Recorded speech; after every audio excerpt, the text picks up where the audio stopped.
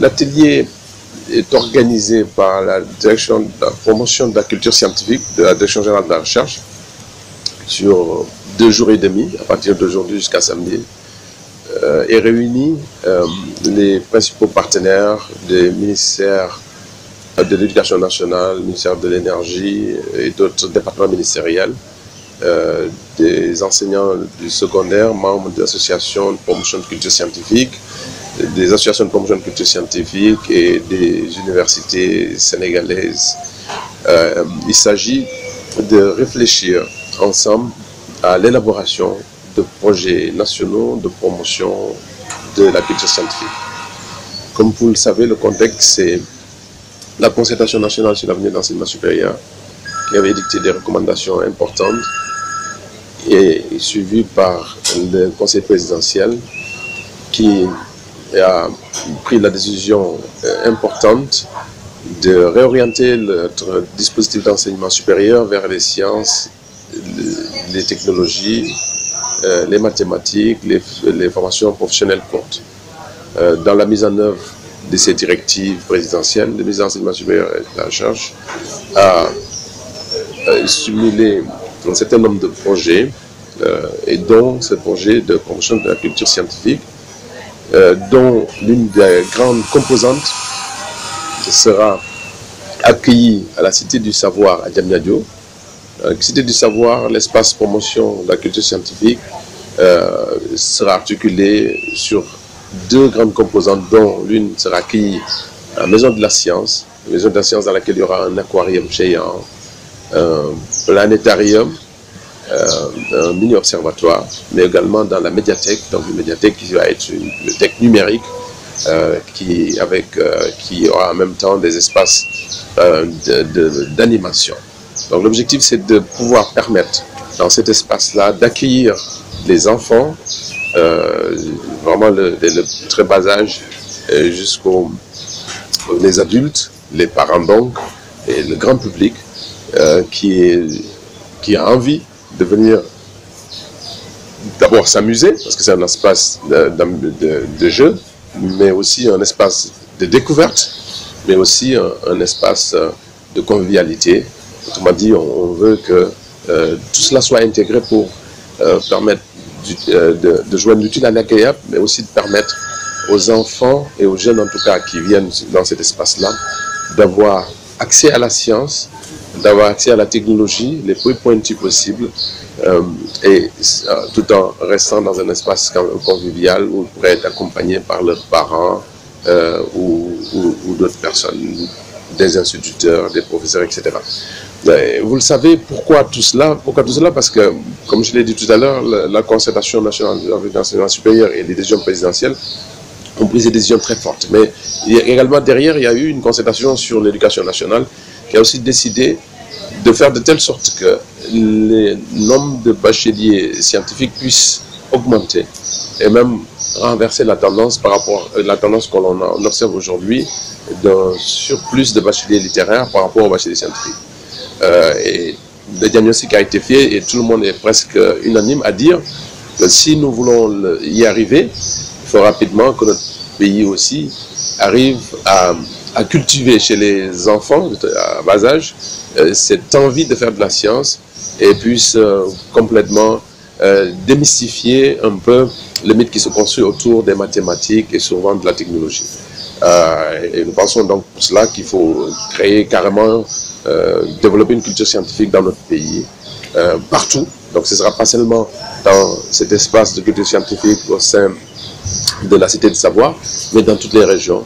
Et pour cela, bien entendu, ce travail sera fait en étroit partenariat avec des associations de promotion de culture scientifique, mais aussi avec les écoles, avec les universités, et aussi en utilisant les infrastructures qui sont en train d'être construites dans le cadre de la réforme de l'enseignement supérieur, dont les ENO, qui sont les espaces numériques ouverts de l'UVS, mais aussi les centres de recherche et d'essai, qui déjà font beaucoup dans le cadre de la valorisation des produits de la science, mais aussi dans le cadre de la promotion de la culture scientifique. Donc vous voyez bien que c'est un projet intégré, un projet multi-acteurs, multidisciplinaire. Donc il était nécessaire que tous ces acteurs se retrouvent aujourd'hui à Saly pour travailler de façon sereine, mais de façon efficace sur l'élaboration de ce projet-là. Parce qu'au sorti de l'atelier, nous souhaitons obtenir quelques documents de projet, à la fois sur le mode de gestion, la gouvernance de ces espaces de promotion de l'agriculture scientifique à Diamniadio, sur la réflexion sur la durabilité, mais la réflexion également sur les contenus.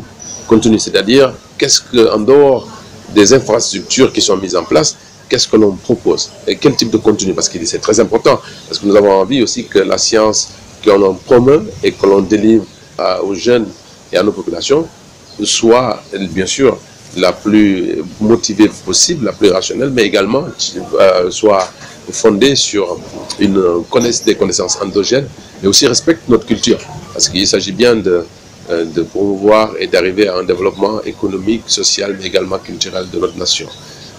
Donc, vraiment, ce que nous attendons de cet atelier, c'est sortir avec des projets articulés autour de la Cité de Savoir, mais aussi un projet sur des partenariats entre structures nationales, entre associations, universités, des ministères, qui puissent faire de sorte que le Sénégal puisse se lancer durablement vers l'intégration de la science, des technologies dans toute notre façon de faire, dans notre façon d'agir et dans nos politiques. Vous le savez, ce n'est pas un secret que de dire que le gouvernement a décidé clairement, et la tête des chefs de l'État et des enseignements supérieurs nous y poussent, à vraiment décider de mettre les sciences, les technologies et l'innovation au cœur de notre système d'enseignement supérieur, mais aussi au cœur de notre recherche. Et tout cela doit pouvoir aussi servir la culture générale de notre pays, doit pouvoir permettre d'améliorer le niveau général de nos concitoyens. Et d'améliorer le niveau général de nos concitoyens, c'est aussi améliorer leur niveau de culture scientifique. Sans se tromper qu'il y a à peu près deux composantes. La première, c'est tout ce qui se passe au sein de l'espace de promotion de la culture scientifique à Diamniadio, avec la médiathèque.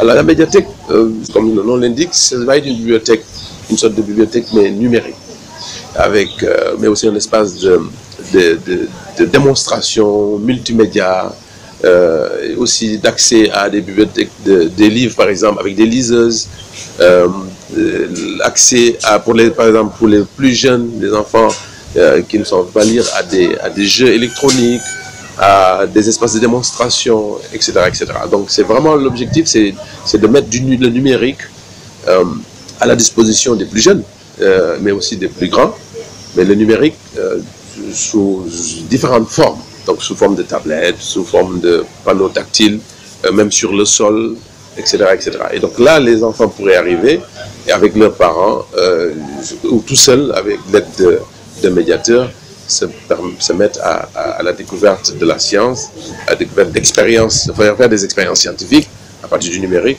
etc., etc. Mais c'est aussi un espace où, dans des salles fermées, on a accès à des projections de films, des films scientifiques. On peut regarder le ciel avec le planétarium, mais aussi à côté, dans la maison de la science, il y a le planétarium sera dans la maison de la science. Donc là, dans la médiathèque, on a l'observatoire, le mini-observatoire astronomique, où les gens peuvent regarder le ciel la nuit, peuvent regarder les étoiles, etc. etc. Et nous avons d'ailleurs l'intention, en collaboration avec quelques associations dans l'ASPA, de permettre de vulgariser davantage la connaissance de l'astronomie auprès du grand public et des Sénégalais. Vous savez, par exemple, pour tout ce qui concerne la population musulmane, qui est la très grande majorité de la population sénégalaise, l'observation de la Lune est très importante. Nos ancêtres et nos érudits l'ont souvent fait, et aujourd'hui, il existe des instruments modernes qui permettent de le faire. Et donc cet espace permet de le faire aussi. Et certainement, elle va pouvoir stimuler une petite réflexion sur l'observation de la Lune et aussi certainement sur les concertations nécessaires sur le croissant lunaire. Donc vous voyez bien que ce n'est pas seulement du jeu, mais c'est aussi, des activités utilitaires, mais pratiques qui pourraient se mettre. Donc maintenant, je disais tout à l'heure, la Maison de la Science, nous avons le planétarium, qui permet de voir les planètes, mais aussi un aquarium géant où vous allez trouver les espèces de poissons les plus diverses et variées que l'on retrouve dans notre zone, donc avec des poissons d'eau de mer, parce qu'il y aura de l'eau de mer qui va être produite sur place, des poissons d'eau douce, il y aura de l'eau douce, etc., etc. Et bien entendu, un arboretum avec une diverse, qui va être le résultat de la diversité végétale de notre pays, hein, donc de la biodiversité, si je puis dire, de notre pays, où différentes espèces, des plantes, etc., seront mis et où les gens viendraient. Et l'objectif, c'est également de faire connaître déjà l'importance de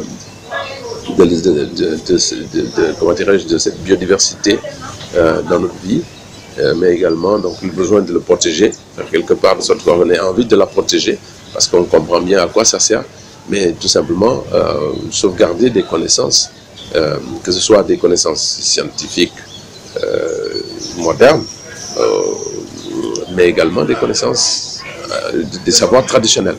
Vous le savez, et tout le monde le dit, l'Afrique a perdu beaucoup de son savoir, de ses savoirs traditionnels. Nous venons beaucoup de ses connaissances endogènes. Nous pensons aussi que ces espaces-là permettent de sauvegarder. Parce que vous allez avoir là un endroit qui va être un concentré de réalisation, un concentré d'un échantillon de ce que l'on trouve partout au Sénégal. Donc, en tout cas, la visite vaudra le détour, parce qu'au bout d'une visite ou bien de plusieurs visites, on peut imaginer créer chez des jeunes qui arrivent l'envie de découvrir davantage, d'en connaître davantage, et donc certainement de faire de la recherche plus tard. Donc ça, c'est l'arboretum, et également des espaces de démonstration. Des espaces de démonstration où des enfants pourraient être pris dans des groupes pour faire des mathématiques ludiques. Ils peuvent se retrouver pour faire de la physique, des expériences de physique, des expériences de chimie, des expériences de SVT, des expériences d'astronomie, etc., etc. Donc, et tout cela est très important si vous voulez déconstruire dans la tête des gens que la science est quelque chose de compliqué, mais de l'autre côté, c'est peut-être le plus important, créer cette envie. Et c'est vraiment cette passion, parce qu'il faut de la passion pour faire de la science, et la cette passion auprès des plus jeunes. Voilà. Alors le coût total, on ne saurait le dire pour l'instant, parce que justement l'objectif d'atelier, c'est aussi de travailler là-dessus. Donc on sait que, en tout cas, la Cité de Savoie est en construction, hein, avec ces espaces, la médiathèque qui est presque faite, l'espace Cité des Sciences aussi, le bâtiment est en train d'être fait. Maintenant, on est en train de travailler sur les équipements, les appels d'offres vont être lancés. Également, il y a les coûts récurrents, parce qu'il faudra travailler sur les besoins en infrastructure, mais aussi les besoins en ressources humaines. Les besoins en ressources humaines qui aussi ont un coût. Et en dehors des ressources humaines, il faut aussi du fonctionnement. Parce qu'on vient d'en parler, et on est conscient qu'en dehors même de l'investissement de départ pour construire ces infrastructures, il faudra penser la maintenance de ces infrastructures et penser aussi à leur renouvellement un jour ou l'autre. Et donc ça, c'est un coût aussi, sans compter, il y a ce qu'on appelle souvent des coûts cachés, c'est des choses que l'on ne prévoit pas nécessairement, mais qui apparaissent dans le projet et qu'il faut amoindrir le plus possible. Parce que ce que l'on veut faire, c'est vraiment un projet qui, dès le départ, identifie clairement les ressources dont nous avons besoin à partir des activités qui vont être menées. Et voilà, d'ici samedi à la fin de l'atelier, on va pouvoir savoir à peu près le coût global, avoir une idée du coût global du projet et donc les soumettre aux autorités. En tout cas, ce qui est intéressant de voir, c'est que en tout cas, l'ensemble des participants de cet atelier sont engagés, ont compris la philosophie et ont claire conscience que le ministre de l'Enseignement supérieur nous invite presque à une révolution, parce que ça sera la première fois au Sénégal, et je pourrais même dire en Afrique subsaharienne, qu'un projet de culture scientifique de cette envergure est bâti. Et nous sommes très contents de participer à ça, à sa réalisation, et c'est une opportunité très très importante pour notre pays, et qui aura des résultats dans certainement le long terme au niveau scientifique et culturel de nos populations. Ce qui est intéressant là-dedans, c'est que on n'a pas fait de façon classique un projet, terminer un projet pour dire aux gens venez maintenant, il y a un espace de promotion culturelle scientifique qui est construit, vous venez l'utiliser, venez le visiter. Le ministre nous a dit, nous avait instruit de faire de telle sorte que ce projet soit presque fait et construit de façon participative, en tout cas avec la contribution de chacun. C'est ça qui explique cette réunion. Vous voyez bien qu'il s'agit, on n'a pas seulement les acteurs du ministère d'enseignement supérieur, les acteurs de la recherche, mais on a des acteurs de différents horizons, y compris les associations. Et très rapidement, on aura aussi des secteurs privés avec nous. Donc l'objectif est les populations, puisque à travers les associations. Donc l'objectif, c'est vraiment de faire de telle sorte que dès le départ, les gens s'approprient ce projet et en fassent leur projet. Et pour que lorsqu'il va vraiment entrer dans sa phase opérationnelle, on n'ait pas à avoir de craintes majeures sur l'acceptation du projet par les populations. Mais de toute façon, il est clair que les objectifs du projet et son ambition sont vraiment articulés sur les vrais besoins des populations. Donc un besoin d'en savoir plus, d'avoir accès à la connaissance, d'avoir accès aux technologies, de pouvoir utiliser la science, de pouvoir utiliser la technologie pour répondre aux questions qui se posent, pour résoudre leurs problèmes, pour former les enfants, former les jeunes et susciter chez eux des vocations professionnelles, mais surtout des vocations professionnelles scientifiques. Ça, ils sont autant d'ambitions et d'objectifs qui recoupent les objectifs et les ambitions des populations sénégalaises, des populations sénégalaises. Donc, de ce point de vue-là, nous n'avons aucune crainte que ce projet soit accepté. Il ne s'agit pas pour l'instant d'en faire un instrument rentable au sens de production de bénéfices. C'est d'abord les objectifs très clairs, c'est les objectifs de l'État qui veut promouvoir les sciences et technologies dans notre société et promouvoir la culture scientifique dans le long terme dans la société sénégalaise. Ça a un coût et ce coût, la puissance publique l'y met. Mais derrière, effectivement, il y a c'est comme les infrastructures qui sont mises en place, coûtent de l'argent et il faut entretenir la maintenance. Donc il y a des mécanismes, il y a des exemples dans le monde qu'on a vu et qu'on pourrait reproduire, mais tout cela est en discussion. Et il y a effectivement des exemples qui nous permettent de trouver les outils nécessaires.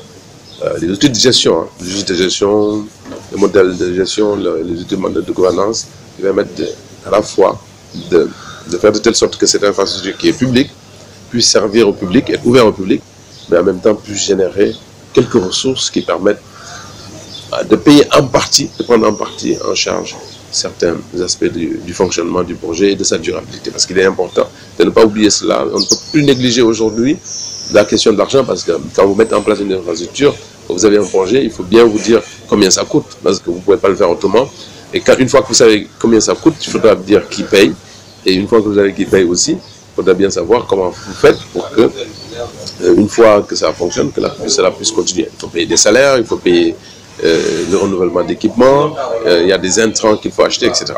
Alors, tout cela est encore sous forme de réflexion, mais nous avons à peu près notre petite idée là-dessus, sur un modèle équilibré entre le modèle public, du service public, mais qui permet aussi les gens qui viennent contribuent à la maintenance et à l'entretien. Mais ce qu'il y a, c'est qu'il n'est pas question que l'argent soit un obstacle à l'accès à ces infrastructures. Il n'est pas question que ce soit en tout cas un frein à la fréquentation de ces espaces de culture scientifique. Et donc, nous allons trouver bien sûr cet équilibre-là et comme je l'ai dit, il y a des modèles qui existent et que nous allons pouvoir adopter et cela va être discuté aussi ces jours-ci dans le cadre